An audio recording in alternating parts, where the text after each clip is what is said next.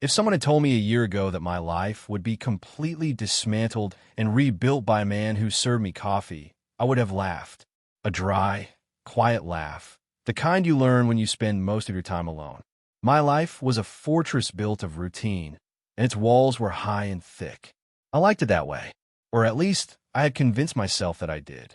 He was just a waiter. That was the beginning and end of it, a fixed point in my meticulously scheduled universe. Every morning at 9, I would take my seat in the corner booth of the Oak Spoon Diner.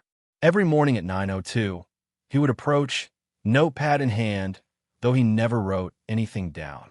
His name was Cale. I only knew that from the small, black name tag pinned to his apron.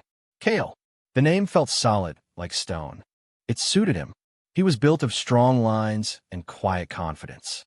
Broad shoulders that strained the fabric of his uniform shirt, arms corded with muscle from hoisting trays of plates, a jaw that looked like it had been carved from granite. He moved with an economy of motion that bordered on grace, a surprising elegance for a man his size. He never rushed, yet he was always efficient. The diner was his domain, and he moved through it like a king surveying his small, cluttered kingdom of sticky tables and chipped coffee mugs. From my corner, he was a landscape I studied. The way his dark hair fell over his brow when he was focused on wiping down the counter. The slight, almost imperceptible frown line that etched itself between his eyebrows when an order was complicated. The rare, fleeting smile he'd give to Mrs. Gable, the elderly woman who always ordered the same thing and always left him a terrible tip. He was, from my safe distance, a fascinating, unattainable creature, an antagonist to my own inertia. Our interactions were script, repeated daily. Coffee black, I'd say, not quite meeting his eyes. Coming right up, he'd reply, his voice a low rumble that always seemed to vibrate in the air a second too long. The distance between us was more than just the space between my booth and the counter. It was a chasm. He was a man of action, of physical presence. I was a man of words, of observation, living almost entirely inside my own head. He engaged with the world. I recorded it. We were two different species, occupying the same small habitat for an hour each day. That was all. My solitude was my armor. My routine was my shield. I was a writer, which was a convenient excuse for being a recluse. I told myself my isolation was necessary for my craft, that my observations were sharper from the periphery. But the truth was a colder, harder thing. I was afraid. Afraid of the messiness of connection, the risk of vulnerability, the sheer, terrifying unpredictability of letting another person in. So I watched Cale. I wrote about characters with his quiet strength, his hidden depths. I gave them lives and loves and heartaches, all from the safety of my laptop screen. He was my muse, and he had no idea. He was just the waiter who brought me coffee, the man whose existence was a quiet, constant ache in the center of my chest. A longing for a world I was too scared to touch. Then came the storm. It wasn't supposed to be that bad. The forecast had said a few inches, a mild inconvenience. But the sky had turned a bruised, sickly yellow that afternoon, and the wind had started to howl like a wounded animal. By the time I'd settled into my booth, the snow was coming down not in flakes, but in sheets, a solid wall of white that erased the world outside the diner's large plate glass windows. My routine was the first casualty. The diner, usually a low hum of conversation and clattering cutlery, was tense. People were looking at their phones, their faces tight with worry. The roads were closing. The city was shutting down. My fortress was about to be breached. Mr. Henderson, the owner, a balding man with a perpetual sheen of sweat on his brow, made the announcement. He was closing up for safety, but the buses had stopped running. The streets were impassable. He said anyone who was stranded was welcome to stay the night. He'd leave Cale in charge. My heart did a frantic, painful flip in my chest. A trapped bird against my ribs. One by one, people found ways to leave. A call to a friend with a four-wheel drive. A shared ride. Soon, the diner emptied out, leaving behind the eerie silence of a place that should be full of noise. Eventually, it was just me and him. I sat in my booth, pretending to type, the clicking of my keys sounding like gunshots in the quiet. He was behind the counter, methodically cleaning the coffee machine, his movements as precise and unhurried as ever. But the air was different. The comfortable distance between us had collapsed. We were two people in a snow globe, shaken and set down in a strange new landscape. He locked the front door, the deadbolt sounding a final, definitive click. Trapped. The word echoed in my head. I was trapped. With him. My anxiety was a swarm of bees in my stomach. He didn't speak to me for a long time. He just worked, moving through the empty diner, wiping tables that were already clean, refilling salt shakers. I watched him, my usual detached observation, now charged with a terrifying new intimacy. I saw things I'd never noticed before. A faint, silvery scar that cut through his left eyebrow. The way his knuckles were red and raw, the skin chapped from constant washing. I saw the weariness in the set of his shoulders, a deep-seated exhaustion that his confident posture usually hid so well. He wasn't just a strong, silent type. He was tired. He was, I realized with a jolt, just a person. A tired person stuck at work in a blizzard. The realization didn't calm me. It made it worse. It made him real. He finally finished his tasks and leaned against the counter, wiping his hands on his apron. He looked over at me, his gaze direct for the first time all night. Not the fleeting glance of a waiter, but a real, assessing look. I felt my face grow hot. "You stuck too?" he asked. His voice, without the background noise of the diner, was deeper than I'd thought. I nodded, unable to form words. My throat felt like it was full of sand. He sighed a long, slow breath. Figured. "Well, make yourself comfortable, I guess. It's going to be a long night." He disappeared into the back and returned a moment later with 2 thick wool blankets, the kind they probably kept for emergencies. He walked over to my booth, and my heart began to pound a frantic, uneven rhythm against my ribs. He was invading my space. My safe corner. He held one of the blankets out to me. "It'll get cold in here once the heat cycles down for the night." I reached for it, my hand trembling slightly. And that's when it happened. The first touch. His fingers brushed against mine as I took the blanket. It wasn't much. A fleeting, accidental contact. But for me, it was a lightning strike. A jolt of pure, unadulterated electricity that shot up my arm and detonated somewhere in my chest. Heat flooded my entire body. I snatched my hand back as if I'd been burned. He blinked, a flicker of surprise in his eyes. Or maybe I imagined it. "Sorry," I mumbled, my voice a pathetic squeak. He just nodded, his expression unreadable, and placed the other blanket on the seat opposite me before retreating to the safety of his counter. The space between us was charged now, humming with an energy that hadn't been there before. My skin still tingled where he'd touched me. My mind was a chaotic mess of panic and a strange, terrifying hope. An hour later, the lights flickered. Once. Twice. Then they died, plunging the diner into an abrupt, profound darkness. The hum of the refrigerators cut out, leaving a silence that was absolute. It was a physical weight pressing in on me. "Great." Cale's voice came out of the blackness, laced with frustration. "Just great." I heard him moving, the scuff of his shoes on the linoleum. A drawer opened and closed. A frustrated curse. "The emergency flashlight's dead," he said, his voice closer now. "Of course it is," and in that moment, something shifted. The man who was always in control, was at a loss. And I, the man who lived in a state of perpetual anxiety, was prepared. My overthinking, my constant planning for worst-case scenarios, had finally found a purpose. "I have one," I said. My voice was surprisingly steady. I unzipped my backpack and pulled out my heavy-duty flashlight. I always carried it, along with a first aid kit, extra batteries, and a protein bar. My bag was a survival kit for a life I was too scared to live. I clicked it on. A powerful, clean beam of white light cut through the darkness, landing on his face. He was standing only a few feet away, his expression a mixture of surprise and something else. Relief, maybe. The strong, imposing waiter was just a man standing in the dark, and I was the one holding the light. The power dynamic, the invisible wall between customer and server, between observer and observed, crumbled into dust. "Wow," he said, shielding his eyes for a second. You come prepared. Anxious people usually are, I replied, the words slipping out before I could stop them. A small, reckless piece of honesty. He didn't laugh. He just looked at me, his face illuminated in the stark beam of the flashlight. For the first time, I felt like he was actually seeing me, not the quiet customer in the corner. Me. I moved the beam away from his face, setting it on the table so it pointed at the ceiling, casting a wide, dim circle of light around us. It was better than the harsh fluorescence. Softer. It made the diner feel less like a diner and more like a cave, a shelter from the storm that raged outside.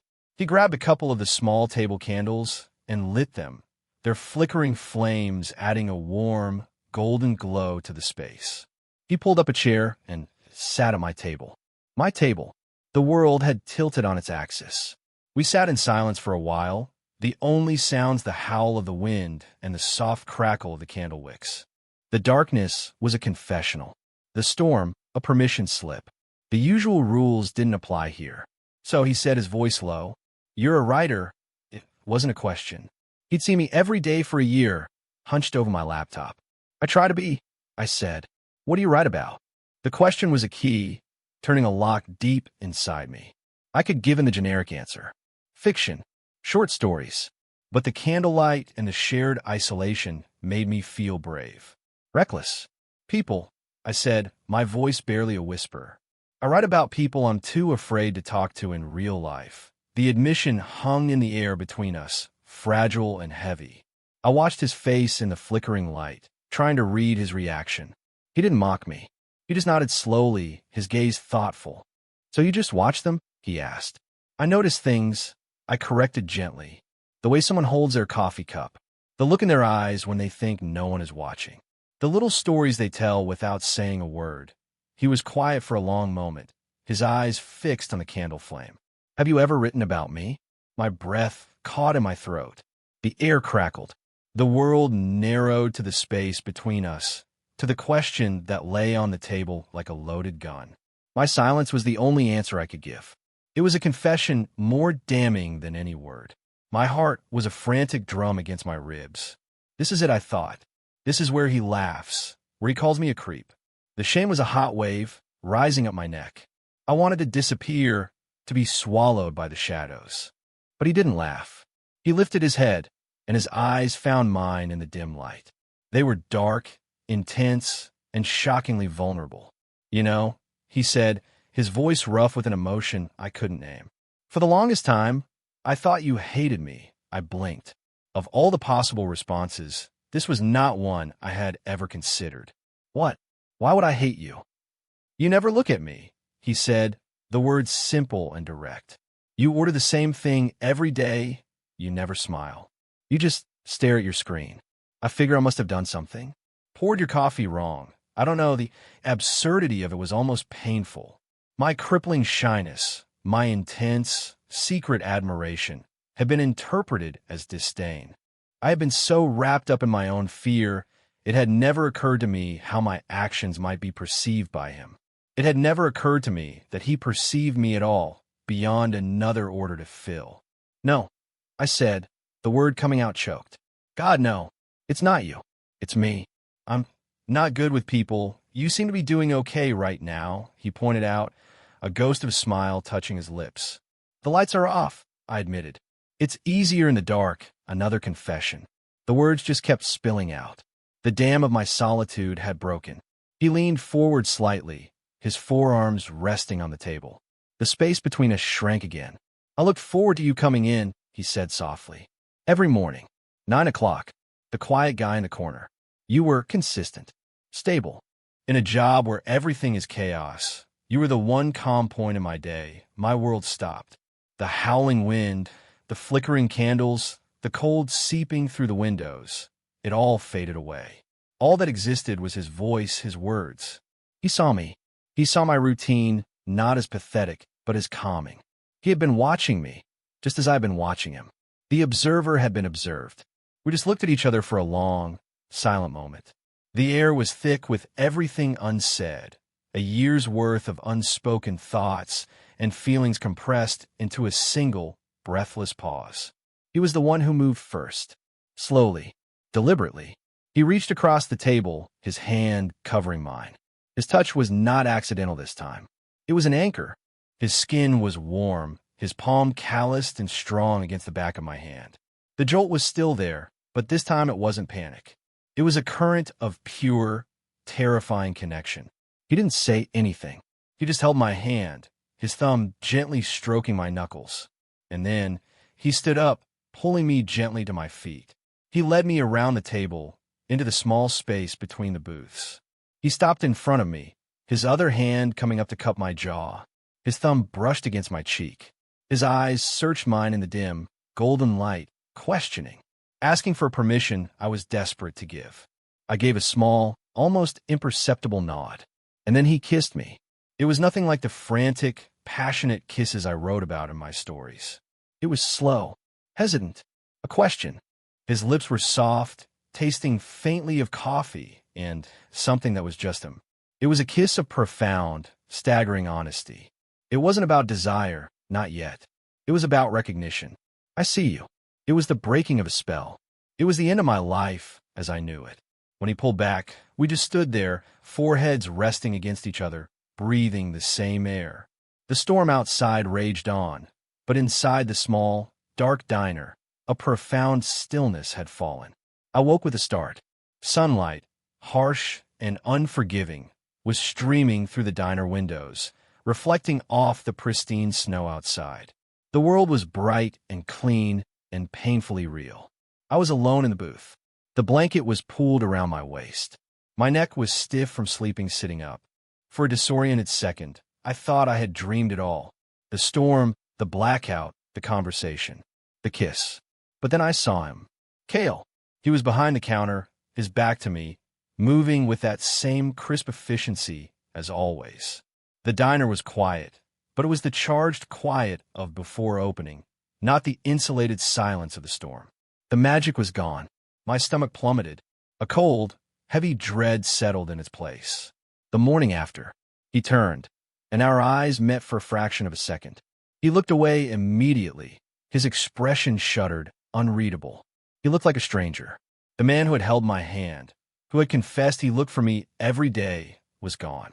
In his place was the waiter, the strong, silent, distant man I'd watched for a year. Panic seized me, a cold, tight fist around my heart. It was a mistake, a trick of the light, a product of the storm-induced intimacy. It wasn't real. He regretted it. I had to get out. My movements were clumsy, frantic. I shoved my laptop into my bag, my hands shaking so badly I could barely zip it closed. I fumbled for my wallet, pulling out a $10 bill and leaving it on the table. It was more than enough for the coffee I'd never finished yesterday.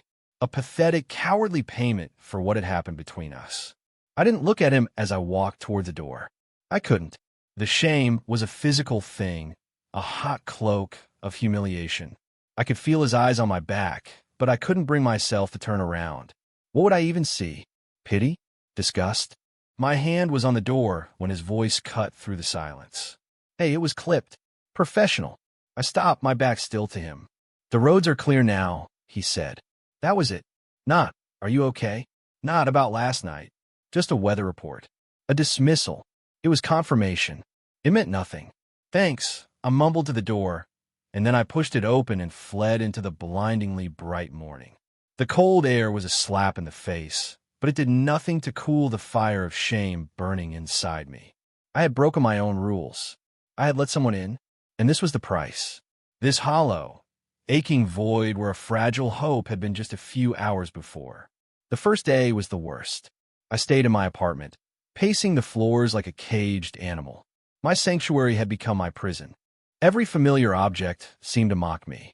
The coffee maker reminded me of him. The comfortable silence of my living room was now a crushing, unbearable loneliness. It was the absence of him, an absence I hadn't even known I was missing until I'd had it for a few short hours. I replayed every moment of the night in my head, a masochistic loop of self-recrimination. I had misread everything. I had been foolish, reckless. He was just being kind to a stranded customer. I had projected all my pathetic longing onto him, and he had been caught in the crossfire. The thought was mortifying. The second day, the silence deepened. I didn't go to the diner. The thought of facing him, of seeing that polite, professional mask back in place, was more than I could bear. I tried to write, but the words were ashes in my mouth. My muse was no longer an abstract concept, a distant figure to be romanticized. He was a real person whose rejection was a fresh, open wound. How could I write about him now? How could I write about anything else? By the third day, a grim resignation had set in. I had to accept it. It was a fluke, a beautiful, painful anomaly. My life would go back to the way it was. The fortress walls would be rebuilt, higher and thicker this time. I would find a new coffee shop. I would create a new routine. The thought was bleak, a future stretching out before me in 50 shades of gray. The old solitude had been comfortable. This new solitude was tainted, haunted by the ghost of a connection I had briefly, stupidly, believed was real. I was sitting at my desk, staring at a blank screen when the knock came. It was so unexpected that at first I didn't move. No one ever knocked on my door. My packages were left in the lobby. My landlord communicated by email. The knock came again, louder this time. Firm, insistent. My heart started to pound. A slow, heavy thud of dread and a wild, impossible flicker of hope. I crept to the door and looked through the peephole. It was him, Cale, standing in the hallway of my apartment building. He looked out of place. He was wearing a jacket over a plain gray t-shirt, not his uniform. He looked bigger, more real, outside the context of the diner. He also looked exhausted and nervous. His hands were shoved in his pockets, and he was shifting his weight from one foot to the other. I stood there for a long moment, my hand hovering over the doorknob, my mind racing. What did he want? To tell me to stay away from the diner for good? To make sure I understood that last night was a mistake? My instinct was to hide, to pretend I wasn't home, to retreat back behind my walls. But then I remembered his face in the candlelight, the vulnerability in his eyes. The quiet way he'd said my routine was the calm point in his day. I took a deep breath, a shaky, inadequate defense against the storm of emotion inside me, and I opened the door. He looked startled, as if he hadn't actually expected me to answer. We just stood there for a second, the awkward silence stretching between us in the sterile hallway light. He was holding a thermos, a large, stainless steel one. He held it out to me, a strange, formal offering. "You forgot this," he said. His voice was rough. I stared at the thermos, confused. I don't own a thermos, I know," he said, his gaze finally meeting mine. It was just as intense as I remembered, but now it was laced with anxiety. His anxiety. "It's your coffee. Black." I figured you might not be coming in, and I didn't want you to have to go without it. The gesture was so simple, so unexpected, that it completely disarmed me. He had brewed coffee, put it in a thermos, found out where I lived, and brought it to me. All because he knew I had a routine. All because he had missed me. "Why are you here, Cale?" I asked, my voice barely a whisper. He let out a long, shaky breath. "Because I'm an idiot," he said, the words a raw, honest admission. That morning in the diner, I panicked. The sun was up, the snowplows were out. It was all so normal. And what happened between us didn't feel normal. It felt big, and it scared the hell out of me. He looked down at his feet, then back up at me. "Seeing you there, getting ready to leave," I didn't know what to say. I didn't know how to act. It was easier to just be the waiter. It was easier to pretend it didn't happen. But it did happen. And then you didn't come the next day, or the day after. And I realized that pretending was the stupidest thing I've ever done.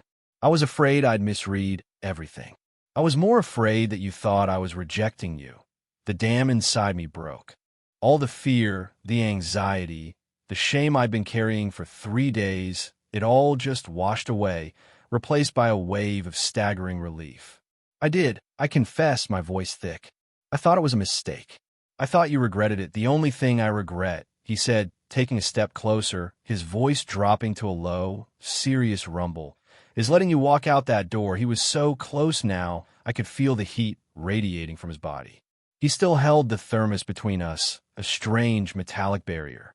"This new territory," I said, finding a scrap of bravery from somewhere deep inside me. "It's frightening, I know," he said, and a small, real smile finally touched his lips. It transformed his whole face. But I think I'd rather be scared with you than go back to the way things were before. I took the thermos from him. Our fingers brushed, and this time, neither of us pulled away. The contact was warm, solid, real. "Can I come in?" he asked, his eyes searching mine. It was more than a question. It was a promise, a request to cross the final threshold from the neutral ground of the diner into my world. My home, my life. I stepped back, opening the door wider. "Yes," I said.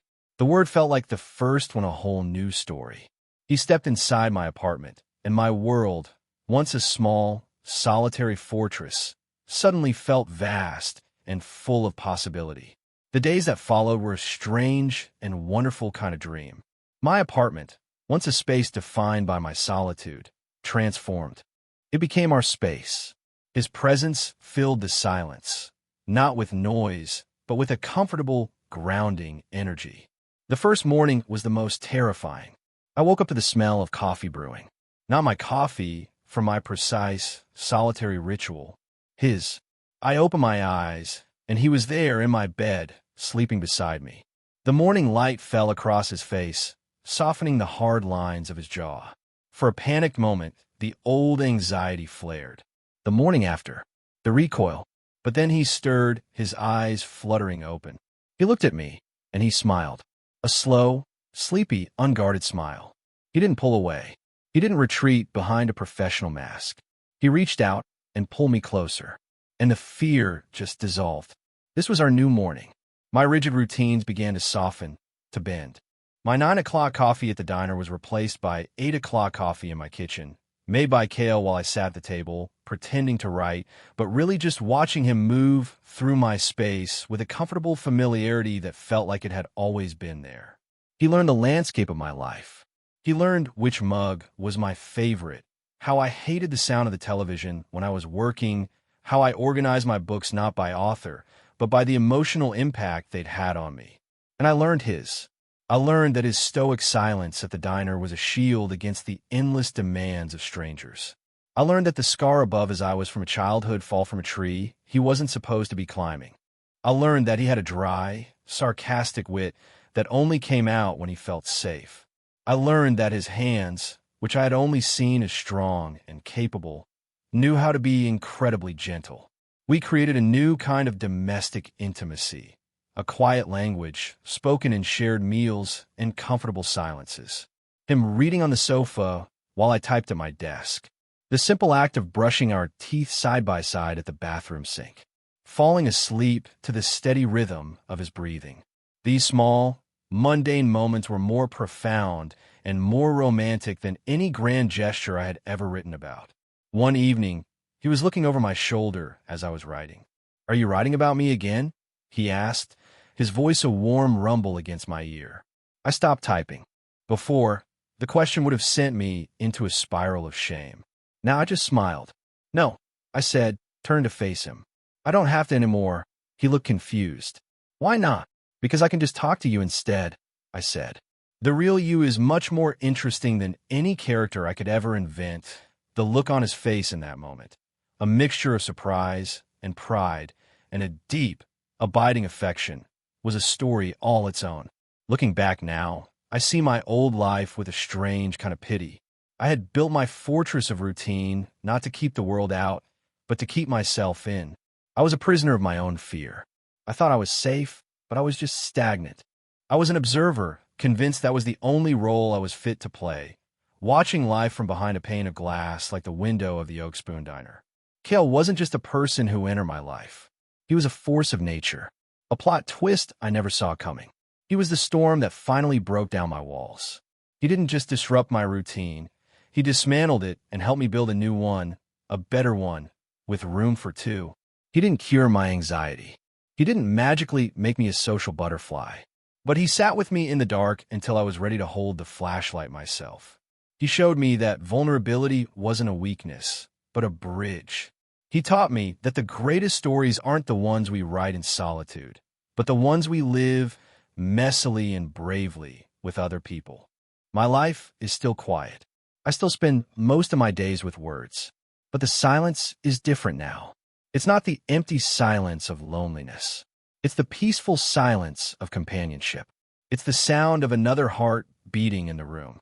It's the quiet knowledge that I am no longer just observing the world. I'm a part of it. And my story, our story, is still being written one cup of coffee at a time.